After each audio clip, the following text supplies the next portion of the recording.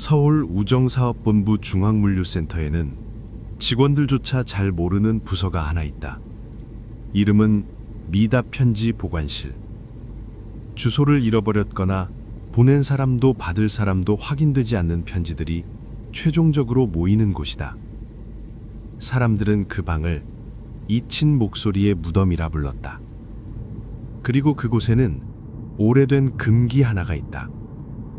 크리스마스 시즌에 산타에게 온 편지는 절대 열어보지 말 것. 왜 그런 규칙이 생겼는지는 아는 사람이 없다. 하지만 그 규칙을 어긴 직원이 있었고, 그가 남긴 13일간의 기록은 그 방의 유일한 전설이 되었다.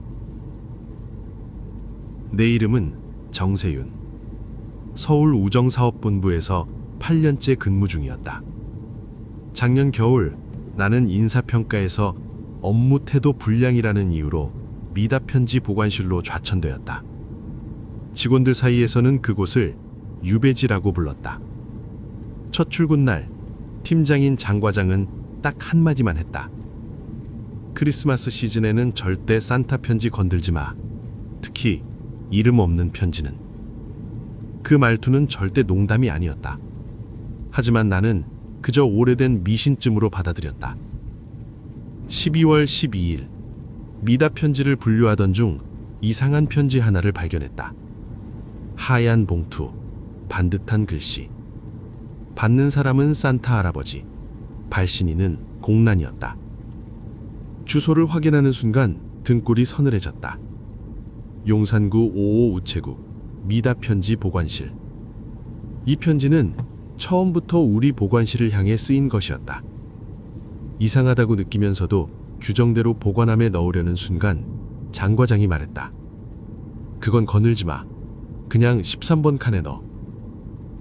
13번 칸. 보관함 중에서도 아무도 손대지 않는 자리였다. 그날 밤 퇴근하려는데 내 뒤에서 누군가 작은 목소리로 속삭였다. 산타는 여기 없어. 깜짝 놀라 돌아봤지만 아무도 없었다. 보관실은 소리가 울리지 않도록 설계된 구조다. 그런데 분명 아이 목소리였다. 나는 그냥 환청이라고 넘겼다. 다음 날 또 하나의 편지가 도착했다. 어제와 같은 봉투, 같은 필체. 이번에는 받는 사람 아래에 작게 문장이 하나 더 적혀 있었다. 세윤님께 전달 바랍니다. 나는 산타가 아닌데. 장 과장에게 보여주자 그는 순간 얼굴이 굳더니 작게 중얼거렸다. 또 시작이네. 그리고는 아무 설명도 없이 그 편지를 13번 칸에 넣고 잊어버리라고만 했다. 그날 밤 또다시 목소리가 들렸다. 왜 열어보지 않았어? 결정적인 사건은 네 번째 편지가 도착했을 때였다. 그 편지의 봉투 뒤에는 익숙한 이름이 적혀 있었다. 받는 사람, 가은이의 산타 할아버지. 가은이는 올해 7살. 나에게는 유일한 가족이나 다름없는 아이였다. 그 순간 나는 규정을 어겼다. 그 편지를 열어버렸다. 봉투 안에는 흐릿한 크레파스 그림 한 장이 들어있었다.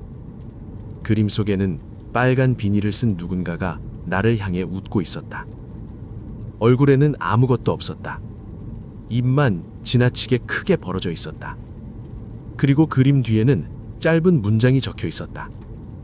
삼촌 뒤에 있는 아저씨는 누구야? 그 순간 내 바로 뒤에서 무거운 숨소리가 들렸다. 나는 반사적으로 돌아봤다. 하지만 아무도 없었다. 그날 이후 내 주변에서는 이상한 일들이 계속됐다. 퇴근길 버스 창문에 빨간 비닐을 쓴 그림자가 비쳤고, 집 엘리베이터 CCTV에 내 뒤에 누군가 서 있는 모습이 찍혔다가 눈을 비비고 다시 보면 사라졌다.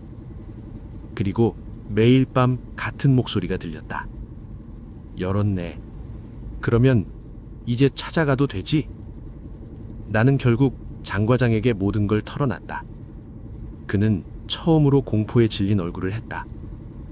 13일 동안 버텨. 13일이 지나면 사라져.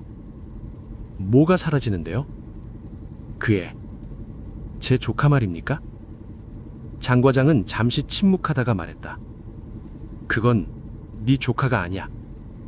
과장은 마침내 사실을 털어놨다. 1997년 용산구에서 어린아이 실종 사건이 있었다. 그 아이는 매년 산타 할아버지에게 편지를 보내던 아이였다. 실종되기 직전 우체국에 도착한 마지막 편지. 그 안에는 아이가 그린 산타 그림이 들어있었다. 빨간 비니, 입만 있는 얼굴.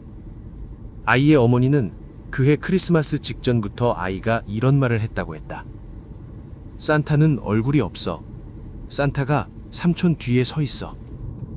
아이는 끝내 발견되지 않았다. 그 사건 이후 우체국은 산타 편지를 금기로 묶었다. 그런데 왜 하필 접니까? 장 과장은 낮게 말했다. 그 애는 매년 상대를 찾아. 그리고 올해 네가 그 상대가 된 거야. 그날 밤 나는 현관문 도어스코프로 빨간 비니가 천천히 내려오는 걸 봤다. 초인종이 울렸다. 띵동. 그리고 아이의 목소리가 들렸다. 문 열어줘. 편지 받으러 왔어. 나는 현관문을 붙잡고 필사적으로 버텼다. 문틈으로 새하얀 손가락이 비집고 들어왔다. 그 손가락은 아이의 것이 아니었다. 지나치게 길고 지나치게 가늘었다. 밤새 그렇게 버티고 나서야 아침이 되었다. 손가락은 흔적도 없이 사라졌다. 드디어 13일차. 오늘만 버티면 된다. 그때 장 과장에게서 전화가 왔다. 세윤아, 가은이 어린이집에서 연락이 왔어. 어제부터 가은이가 등원을 안 했대. 근데? 나는 그대로 조카 집으로 뛰어갔다. 문은 잠겨 있었고 안에서는 아무 기척도 느껴지지 않았다. 그때 휴대폰으로 문자 하나가 도착했다. 편지 받았어. 고마워 삼촌. 발신자 가은이. 하지만 그 문장은 가은이의 말투가 아니었다. 그리고 문자 아래에는 사진 한 장이 첨부돼 있었다. 사진 속에서 가은이는 빨간 비닐을 쓴 거대한 산타 앞에 서 있었다. 눈은 초점이 풀린 채 멍했고 산타의 입은 가은이의 얼굴 전체를 둘러싸고 있었다. 사진 아래에는 짧은 문구가 적혀 있었다. 올해 루돌프는 내가 데려갈게. 사진의 배경은 내가 일하던 미답편지 보관실 13번 칸이었다. 지금도 우체국 13번 칸은 비어있지 않다. 그리고 올해도 산타에게 온 편지는 계속 도착한다. 아무도 그 편지를 열어보지 않는다. 하지만 가끔 업무를 마치고 불을 끄고 나오면 보관실 안에서 아이의 목소리가 들린다. 삼촌, 나 너무 힘들어.